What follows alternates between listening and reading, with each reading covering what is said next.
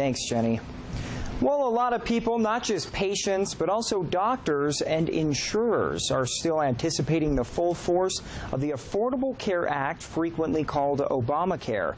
Explaining how it's going to work was the goal at an interim committee meeting yesterday in Casper. Probably the most obscure provision of the whole thing is the creation of publicly funded coverage options known as exchanges or marketplaces. News 13's Lydia DeFranchi was at the meeting where the state legislators worried about how it's all going to work out.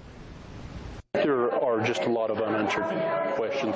The Joint Labor, Health and Social Services Committee has their work cut out for them. An insurance marketplace is essentially a public option for those who do not have access to health insurance through their employer or can't afford a private plan. The federal government's going to operate the electronic means of how people are going to enroll in these health plans. Wyoming's marketplace is federally facilitated. The legislature decided against running it through the state because it would be more complicated and costly, especially for such a sparsely populated state. As with everything, the initial technology for doing that is very expensive. If the organization that has the power to fix the problem is the one actually operating the thing that's got the problem, they'll fix it quicker than we could as a third party. Health providers also have an obvious need to know how it'll affect them. We're addressing as quickly as we can and figuring out the exchanges and all the different packages out there. And it's not just individuals feeling the change. Businesses will be meeting a significant amount of new requirements.